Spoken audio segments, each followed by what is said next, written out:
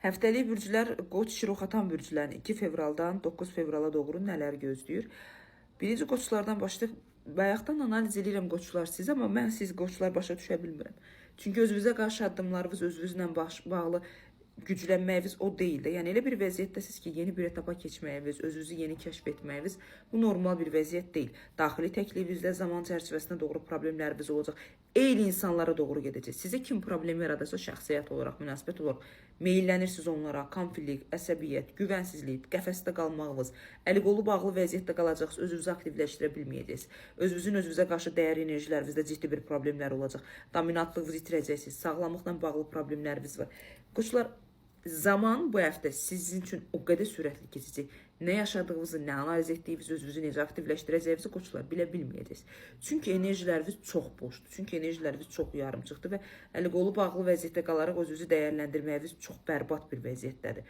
Mənim xoşuma gəlməyən nüans özünüzü ifadə etməməyinizdir. Eyni insanlara doğru gedib eyni problemləri karmik olaraq, udar olaraq, xəyanət olaraq, sağlamlıq olaraq yaşamağınız və həftənin sonlarına doğru o qədər belə boşluqda qalacaqsınız. Sanki biz necə beyniniz yanmış bir vəziyyət. Mən nə yaşadım? Mən nəyin içərisindəyim deyə özünüzü dərk edə bilməyəcəksiniz. Ümumi həftəni dəyərləndirsək, qoçlar 64% həftənizi uğurlu edə bilərsəm, bu uğurlu bir həftə deyil. Şirlərə gələndə şirlər həftənin uğurlu insanlarından biri siz olacaq. Çünki evrenin verdiyi enerji, emosiyalar, şanslar, stabillik, istəkləriniz üzərində gəlməyiniz çox gözəldir. Bir problem var. Uranın retrosunu bitiririk. Merkurin retrosuna doğru gedirik. Bu retro vəziyyəti sizin bütün düşüncələrinizi, istəklərinizi, hər şeyinizi bloklaya bilər. Çünki retronu bu həftə çox yaşayacaqsınız. Keçmişdən olan insan həyatınıza salacaqsınız. Keçmişdən maddiyyatla bağlı, işlə bağlı problemlər həyatınızda qarşı vəziyyətini eləyəcək. Nə eləmək istəyirsiniz şirlər? Özünüzü yeni toparlayırsınız. Bu ilin belə deyim də toparlanacaq ən güclü bürclərindən də şirlər siz olacaqsınız. Və bu ayın ən uğurlu bürclərindən birisiniz şirlər. Amma bu keçmişin vəziyyəti bizə lazım deyil. Retronu bitirib retroya keçirsiniz. Yəni özünüzlə beyin olaraq, enerji olaraq gələcəkdə keçmişi yaşayacaqsınız.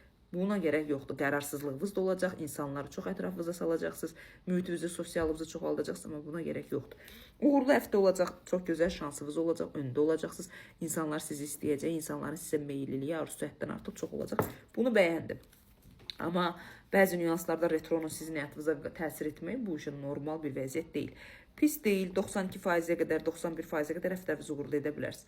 Həftənin ən narahat edici bürclərindən biri də oxatanlar sizlərsiniz. Amma siz belə olmamalısınız. Başa düşürsünüz, çünki zaten şir dolunay aktivləşirsə o dünsürüdür və sizə də pozitiv təsirə keçə bilər. Amma ümidsizliyiniz, maddisalla bağlı problemləriniz, beyninizin içərisində maddisal itkiləriniz, maddi iş olaraq, dəyər olaraq yarımçıqlarınız sizin şəxsiyyət olaraq, özgüvəniniz olaraq, özünüz olaraq hər şeyi zamana doğru boşluqda qoymağa səbəb olacaq.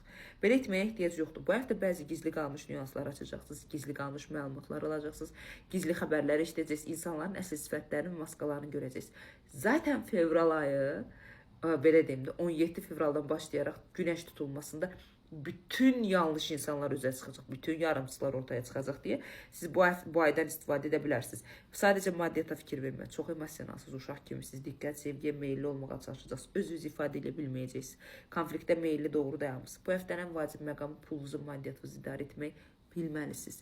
Oxatanlar, bilsəz həftənizi uğurlu edə bilərsiniz. Çox da böyük bir çətin həftə deyil, amma həftə ilə bağlı, özünüzü idarə etməklə bağlı, maddiyyatla bağlı, işlə bağlı narazılıqların qabağını ala bilməyəcəksiniz. Beyin və düşüncələrdə parçalanma olacaq.